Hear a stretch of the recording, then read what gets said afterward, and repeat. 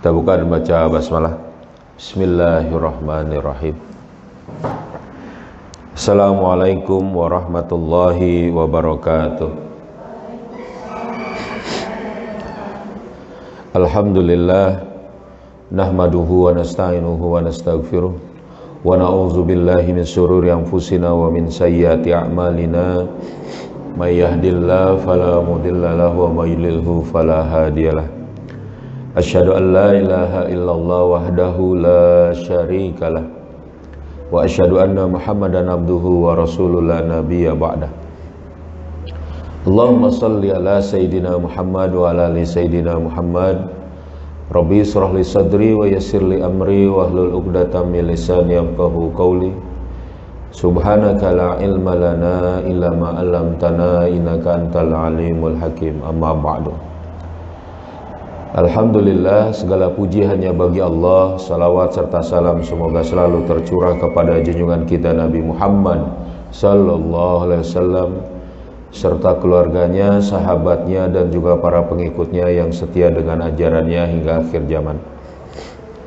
Anak-anakku sekalian dan para asatidzah yang dirahmati Allah, alhamdulillah pagi hari ini kita mulai kembali kajian ba'da subuh kita. Setiap Senin pagi kita membahas kitab At-Tafkir. Jadi setelah beberapa waktu tidak ada, kita mulai lagi. Kita sampai kepada halaman 33 ya, baris kedua dari atas. Nah, jadi setelah sebelumnya bagaimana kesalahan ya dari orang-orang yang menggunakan metodologi berpikir, kata mereka gitu ya, metode ilmiah dalam masalah ilmu jiwa, psikologi. Kita juga bahas di sini tentang kesalahan yang berkaitan dengan seluruh pemikiran.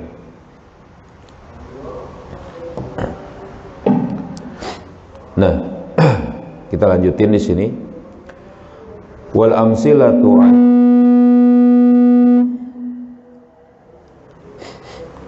amsilatu ala khata'ihim dan permisalan dari kesalahan mereka katsiratun. Jadi banyak sekali. Temu ya? Temu ya? Ini banyak sekali. Maujudatun fi kulli fikratin, yang itu ada dalam setiap pemikiran min afkarihim, dari pemikiran-pemikiran mereka. Wa fi kulli bahtsin min abhathihim, dan juga dari segala pembahasan-pembahasan mereka, ya kan? Jadi sebenarnya kesalahan mereka dalam menggunakan metodologi ilmiah, ya, yang seharusnya tidak digunakan. Jadi mereka menggunakan metodologi ilmiah padahal harusnya menggunakan metodologi atau metode akliyah. Kadang metodologi ilmiah mereka itu benar pada ilmu-ilmu yang bersifat fisik, tapi pada saat yang sama mereka pun salah menggunakan metodologi ilmiah ini pada ilmu-ilmu yang bersifat non-fisik yang tidak bisa ditentukan dalam keadaan-keadaan laboratorium atau percobaan. Dan ini banyak sekali dan terus ada pada keadaan masyarakat dunia sekarang. Ya, dan dari zaman dahulu setelah kemunduran Islam dan mereka mencoba berkuasa di dunia ini. Yang bagaimana ini? Nah, mereka dikatakan mereka itu mencoba menganalogikan ya al-insana alal asya, menganalogikan manusia dengan benda-benda, allati tabhasu, yang itu mereka sedang bahas, ya. Fa kharaju binataijin balighah, ya, balighatil khata'i. Nah, maka mereka akan keluar kepada kesalahan yang sangat fatal, sangat jelas saat mereka menganalogikan manusia dengan benda. Jadi mereka itu memang menganggapnya ini manusia ini juga bahan percobaan. Walaupun mereka bilang percobaan pada manusia itu adalah percobaan yang bersifat khusus. Percobaan yang mungkin dari segi tingkat kesalahan, percobaan dari segi tingkat kekeliruannya itu tinggi. Karena banyak faktor yang mempengaruhi. Tapi jelas mereka menempatkan manusia sebagai uji coba, percobaan dari apa yang mereka inginkan untuk mereka telaah dari keadaan manusia. Nah, ini kesalahan. Mereka memiliki analogi seperti itu. Padahal manusia itu jelas berbeda dengan benda-benda tadi. Karena ada faktor yang disebut dengan akal manusia. Manusia juga ada akalnya, ada nalurinya, ada kemudian juga potensi hidup yang kemudian di situ bagaimana? Ditentukan bukan dari faktor lingkungan. Gitu. Nah, ini nggak sama. Makanya kalau manusia dibuat seperti itu, wah kacau. Nanti akan dijelaskan di sini. Ya kan? Ya. Wa yakfi li idrakil khata, dan cukuplah untuk memahami kesalahan. Ya, untuk kita mengambil fikratan wahidatan, satu pemikiran saja. Apa itu? Wahia fikratul gharaiz. Ya, wa nubayyinu ya wajhal khata'i fiha. Satu saja kesalahan mereka tentang bagaimana menempatkan manusia itu dalam keadaan benda, dalam keadaan seperti benda, kata mereka. Ya, kita akan bahas tentang apa yang disebut dengan garizah, naluri. Naluri manusia yang mereka bilang adalah sebagai tempat atau misalnya manusia itu memiliki naluri-naluri yang banyak. Nanti mereka bilang begitu. Ya, jadi mereka membahas tentang garizah. Ini anak-anak yang sudah belajar mafahim Islamiyah kelas berapa? Kelas 12. Sudah ya? Naluri ini bentuk dari kesalahan. Yang sudah juga mempelajari hal ini itu akan tahu. Mereka bilang bahwa naluri manusia itu ya kan begini-begini, padahal yang mereka bahas itu sebenarnya penampakan naluri nanti. Ya, kita lanjutin di sini. Laqad kana min jara'i suluki, dan sungguh ada dalam ya metode atau perjalanan mereka fi tatbiqit tariqatil ilmiyah, dalam menerapkan metodologi ilmiah alal insani pada manusia ini, ya, an akhazu bila yulahizuna. Apa itu? Mereka mengambil ya perhatian atau mengambil pengamatan af'alal insani. Jadi mereka mengambil atau membuat pengamatan kepada perbuatan manusia, ya, wa yarji'unaha, dan kemudian mereka mengembalikan atau menghubungkan pengamatan mereka itu ila dawafi'in, kepada motif atau dorongan dari perbuatan manusia. Jadi gini, mereka melihat manusia, nih, lihat orang ini bagaimana. Terus ya pada saat itu mereka kaitkan dengan apa? Dengan apa sih yang mendorong manusia begitu? Misal ada seorang yang mencuri, ya kan? Mengambil harta. Dia terus-menerus mencuri, ya kan? Lalu kemudian dia kaitkan, dilihat orang ini kan, diamati, dicatat oleh mereka. Kok ini orang ini mencuri terus? Lalu diamati, dorongannya apa? Ternyata dia ini orangnya kaya raya, orangnya kemudian juga berkecukupan, tapi kok mencuri terus? Ini menurut pengamatan mereka dan salah. Akhirnya mereka katakan apa? Ini sebagai satu penyakit jiwa, kata mereka. Mereka bilang akhirnya dorongannya itu adalah dari dorongan bawaan secara naluriah dia, bahwa dia pengen mencuri. Katanya gitu. Yang disebut dengan kleptomania kalau misalnya. Jadi orang itu mainnya nyolong aja. Ini kata orang psikologi mereka ini. Mereka menentukan tentang naluri tadi. Padahal kalau dalam Islam ini adalah apa? Ya tadi kejahatan. Mengambil milik orang lain itu kejahatan. Mau bagaimanapun dia akan dihukum.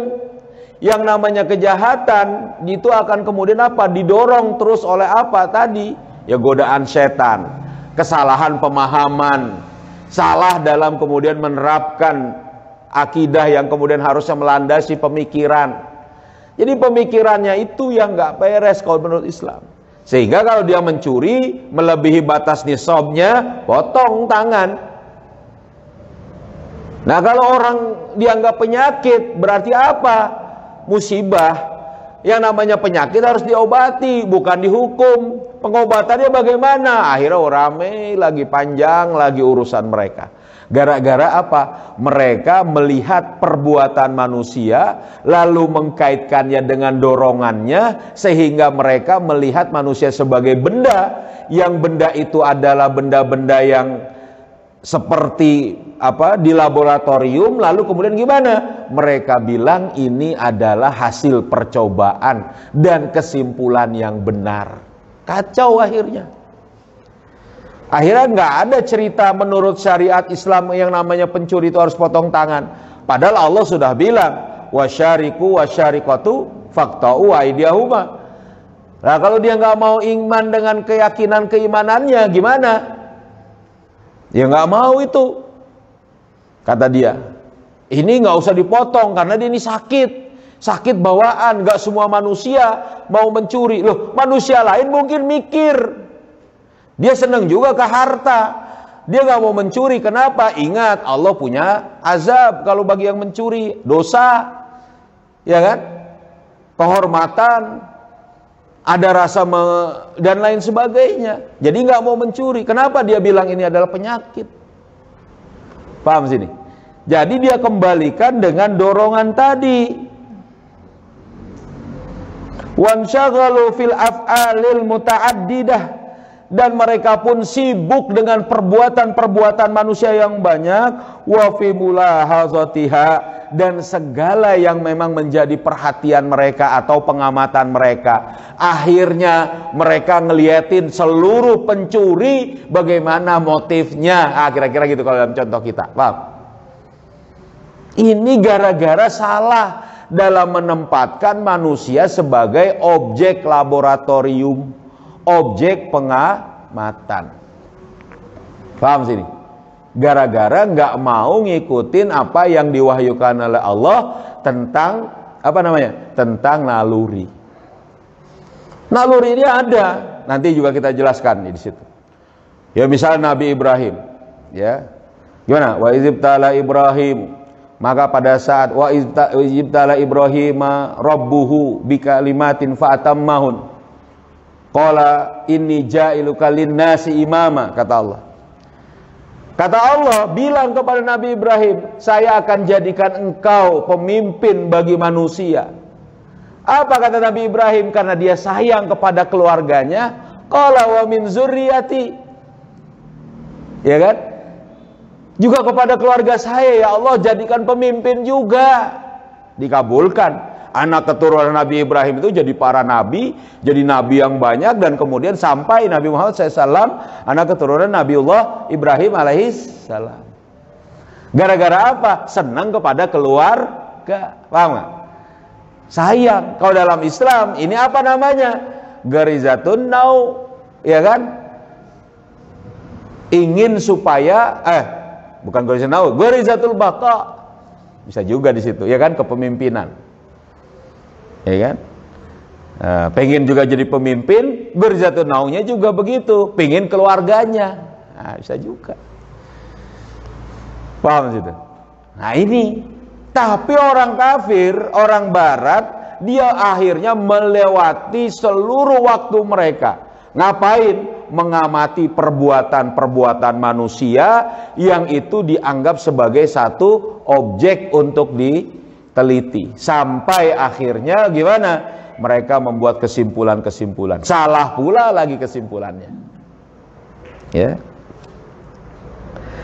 Fasarafahum haza anil bahsil hakiki. Maka mereka pun tersimpangkan, ya, maka mereka pun menyimpang dari hal ini, dari pembahasan yang sebenarnya, yang hakiki. Wa ajalahum yakhrujuna binataijin maghlutatin, dan mereka menjadikan jalan keluar atau kesimpulan-kesimpulan mereka itu adalah dengan hasil yang rumit, hasil yang kacau. Jadi akhir rumit. Manusia banyak nalurinya, susah. Gitu ya. Dijelaskan di sini.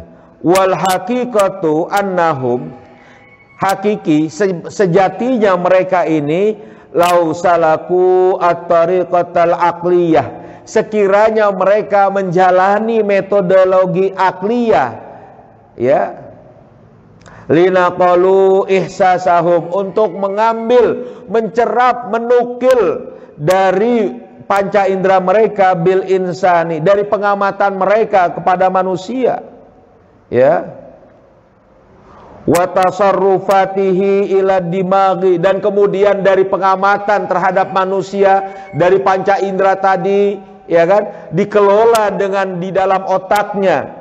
Summa bil ma'lumatis sabiqati, kemudian dengan adanya maklumat sabiqat, fasaru waqi al insani wa waqi hadhihi tasarrufati la kharaju binataizin ghairun nataizil lati yusilu ilaiha, ya kan, gitu kan. Maka pada saat itu, ya kan, mereka akan menjalin satu fakta bahwa manusia dan fakta-fakta yang kemudian mereka kelola, mereka akan keluar dengan hasil yang bukan seperti hasil yang mereka dapati seperti sekarang ini. Hasil yang ruwet. Manusia itu dianggap kompleks, ruwet. Kalau manusia itu punya akal pikiran, iya tentu. Manusia itu sebaik-baik makhluk, iya. Tapi akhirnya mereka bilang seluruh manusia ini berbeda-beda, tapi ada wah pokoknya kacau lah. Karena tiap orang itu ya punya pola-pola. Akhirnya ya gitu. Mereka bilang ini menjadi satu, nanti kemudian mereka terapkan akhirnya dalam ilmu terapan selanjutnya. Contoh misalnya rasa malas manusia, manusia nggak mau belajar, manusia nggak mau misalnya menuntut ilmu. Karena apa ya? Nggak mau dia itu menggunakan, maunya pengen main-main saja, maunya lalai-lalai saja. Lalu dia bilang manusia itu butuh liburan misalnya. Makanya pola kita akhirnya ini terkena di sini, ya kan? Ada pola liburan, ada pola. Kalau gitu gimana manusia itu kalau kok nggak ada liburan? Ya kalau kita ngikutin dari ajaran dari Rasulullah bukan begini, ya kan? Ada pola hiburannya, ya bukan seperti liburan-liburan dalam masalah pendidikan. Tapi kita kena akhirnya gara-gara mereka menggunakan metodologi ilmiah pada manusia, mengeluarkan kemudian hukum berkaitan dengan psikologi diterapkan dalam hukum pendidikan, gitu. Sampai ada yang bilang nggak boleh memarahi anak-anak, wah misalnya sampai kayak begitu, ya, nggak boleh menghukum, wah enggak. Kalau dalam Islam kalau dia nggak sholat, ya harus dipukul. Tapi apa yang dipukul, gitu kan? Ini kok ada yang marah juga.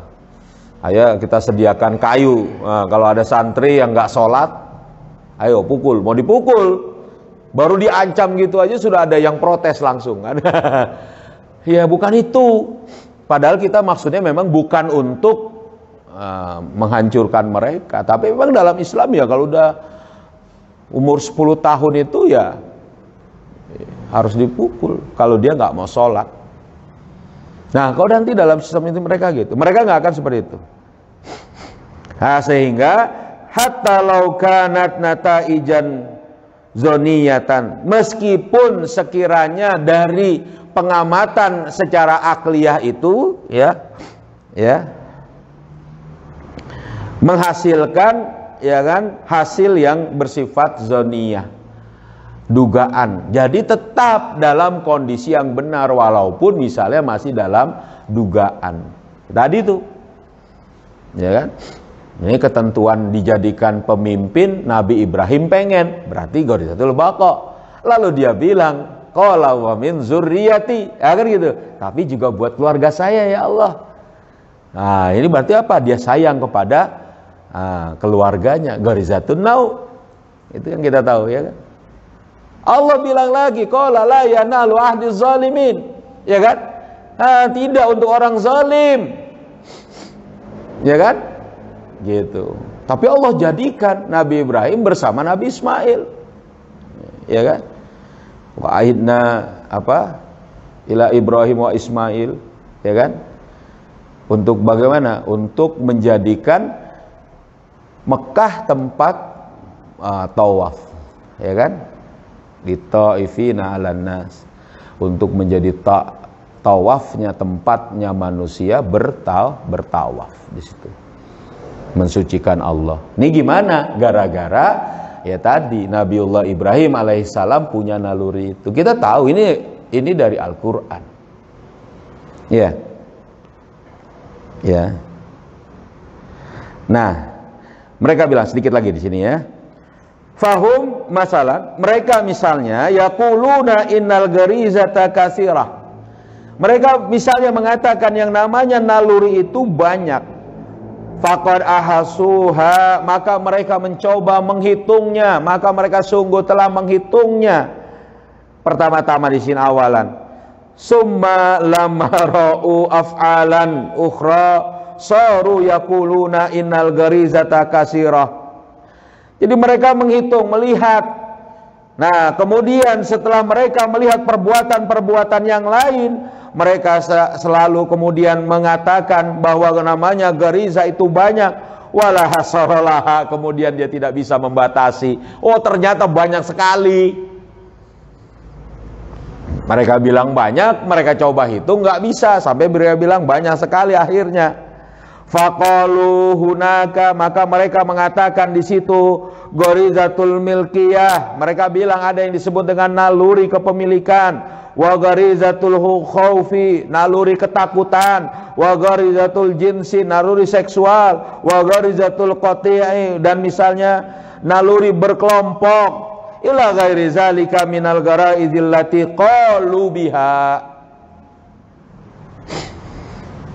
Dan segala naluri apapun yang mereka bilang gara-gara mereka ngeliatin manusia. Ada yang takut, ada yang berkelompok, ada yang pengen harta, ada yang kemudian nafsuan misalnya orangnya. Ini dibilang naluri semuanya. Ada yang nyimpang, ada yang pendiam, ya, ada yang kemudian wah banyak sekali mereka akhirnya bilang naluri itu pada manusia. Ya. Wasababu fi zalika, sebab dari hal itu adalah wa annahum lam yufarriqu bainal garaizati wa mazharil garizati. Mereka itu tidak mampu, sebabnya itu tidak bisa membedakan mana yang disebut dengan naluri dan mana yang disebut dengan penampakan naluri. Ini dia mazahirnya. Jadi mazahir, ya, ai baina kaunit taqati asliyah, ya, ini antara keadaan potensi dasar, ya, au mazharan min mazahiriha, ya, atau itu adalah tadi penampakan dari penampakan naluri-naluri itu. Akhirnya mereka bilang ini banyak naluri manusia ini, ya, gara-gara mereka nggak bisa bedain ini sebenarnya yang mendasar nggak nalurinya itu, nggak tahu dia. Sebenarnya kalau untuk tahu pun kita susah, kecuali diberitahu, ya, kecuali diberitahu oleh Allah Subhanahu Wa Taala. Itulah makanya metode akliyah ini butuh maklumat sabiqah. Nabi Adam itu diberitahu oleh Allah, wa 'allama Adamal asma kullaha. Itu diajari Nabi Adam itu oleh Allah. Semuanya oleh Allah Subhanahu wa taala. Ya, diajarin. Makanya yang namanya naluri manusia itu bukan dalam konteks pengamatan, tapi harus berdasarkan pemahaman dari maklumat itu. Itu dia. Ngerti gak nih? Paham gak nih? Ya. Halo. Paham? Ya. Nah, mana dia tadi? Nah, fataqatul asliyatu awil gariza, ya, potensi dasar ini atau namanya naluri atau gariza ini, hiya juz'un min mahiyatil insana, adalah bagian dari penciptaan manusia, sifat dasar manusia, secara integralnya manusia, itulah naluri. Fala yumkinu ilajiha, maka yang namanya naluri ini tidak mungkin untuk dialihkan. Wala yumkinu mahwiha, dan juga enggak mungkin untuk dihapuskan. Jadi yang namanya naluri itu biasa ada, ya, karena memang bawaannya manusia. Ada orang senang kepada harta, ya pasti itu naluriah, hubut tamalluk, termasuk dalam naluri garizatul baqa. Ya pasti, makanya kita diminta untuk menjaga harta kita. Wah, nggak apa-apa, yang namanya di pondok mah ini biasa, orang-orangnya soleha semua, makanya dibiarin aja harta benda. Ya nggak boleh, dijaga, dinamai, ya, ditaruh di tempatnya, dibereskan. Nah, ini bukan berarti kita curiga kepada teman kita, tidak, biasa saja. Tapi kita memang tahu setiap manusia pasti senang dengan harta benda. Bang, makanya ini harus ada di situ kejelasan. Begitu juga yang namanya naluri seksual, garizatun nau tadi. Wah, nggak apa-apa nih, orang-orang pondok mah soleha semua, nggak apa-apa, jadi tidurnya udah ngeletak aja lah, nyampur di mana, nggak boleh. Tidak bisa. Kamu tidur di mana? Ya di kasur kamu, ya sudah, beda kasur, beda ranjang. Gitu? Supaya menjaga di situ. Tidur pun dalam keadaan yang tertutup, nggak boleh, ya kan? Ini diingetin lagi, Bu, ya. Gitu. Karena naluriah. Mungkin dia saat kemudian sekarang, oh dia nggak mau, tapi pada saat tertentu, oh, ini kacau.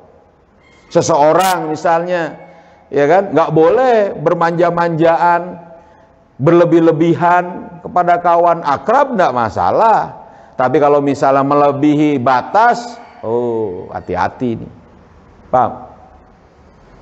Gitu. Ini yang disebut dengan naluri, yang itu adalah sifat dasar bagi manusia.